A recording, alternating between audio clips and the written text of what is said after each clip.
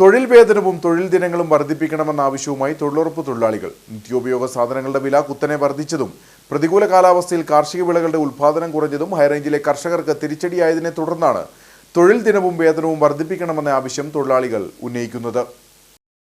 തൊഴിലുറപ്പ് വേതനം 600 രൂപയായി വർദ്ധിപ്പിക്കണമെന്നും തൊഴിൽ ദിനങ്ങൾ 200 ആക്കണമെന്നുള്ള ആവശ്യമാണ് തൊഴിലാളികൾ മുന്നോട്ട് വയ്ക്കുന്നത്. നിത്യോപയോഗ സാധനങ്ങളുടെ വില ഇരട്ടിയായി വർദ്ധിച്ചതിനെ തുടർന്ന് അവശ്യ വസ്തുക്കൾ വാങ്ങാൻ ഗത്യന്തരമില്ലാത്ത സാഹചര്യമാണ് തൊഴിലുറപ്പ് തൊഴിലാളികൾക്ക്. ഇതുവരെ ഞങ്ങൾ തൊഴിലുറപ്പിൽ 4 മാസത്തോളം വന്നിട്ട് ഇതുവരെ ഞങ്ങൾക്ക് പൈസ കയറി വന്നിട്ടില്ല. ഒരു കാലിച്ചായ കുടിക്കാൻ പോലും നമ്മളെ കാശില്ല.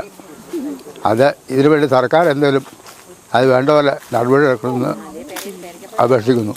കാലാവസ്ഥാ വ്യതിയാനത്തെ തുടർന്ന് ഏലം കൃഷി നശിക്കുകയും ഏലത്തോട്ടങ്ങളിൽ ജോലി ചെയ്തിരുന്നവർക്ക് ജോലികൾ നഷ്ടപ്പെട്ട സാഹചര്യത്തിലാണ് തൊഴിലുറപ്പ് ദിനങ്ങളും വേതനവും വർദ്ധിപ്പിച്ച കൂടുതൽ തൊഴിൽ ചെയ്യാൻ അവസരമുണ്ടാക്കണമെന്നും കാർഷിക ക്ഷീരമേഖലയിലേക്ക് തൊഴിലുറപ്പ് പദ്ധതിയുടെ പ്രയോജനം പൂർണ്ണമായി എത്തിക്കണമെന്നും ആവശ്യം ഉയരുന്നത്. ഡിസംബർ വരെയുള്ള എല്ലാ കാലത്തും കൂലിയെല്ലാം കൃത്യമായ ഒരാഴ്ചയിലൊക്കെ ഒന്ന് കിട്ടിക്കൊണ്ടിരുന്നതാണ്. അതിനുശേഷം 2 മാസമായിപ്പോൾ കൂലി ലഭിച്ചിട്ടില്ല. അത് അടിയന്തരമായിട്ട് കിട്ടാനുള്ള നടപടി ഉണ്ടാകണം.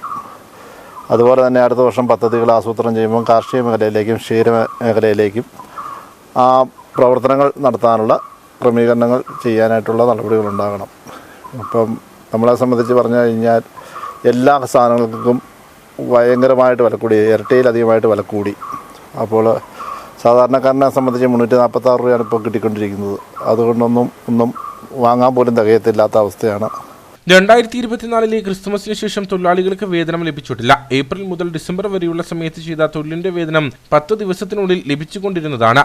ഡിസംബറിന് ശേഷം 2 മാസമായി വേതനം ലഭിക്കാത്തതിനാൽ തൊഴിലാളികൾ ബുദ്ധിമുട്ടിലാണ്. വിഷയത്തിൽ അടിയന്തരമായി പ്രശ്നപരിഹാരമുണ്ടാക്കണമെന്നും കാർഷിക മേഖലയായ ഇടുക്കിയിൽ അടുത്ത വർഷത്തെ പദ്ധതികൾ ആരംഭിക്കുമ്പോൾ കാർഷിക ജോലികൾക്ക് പ്രഥമ പരിഗണന നൽകണമെന്നതുമാണ് തൊഴിലാളികളുടെ ആവശ്യം.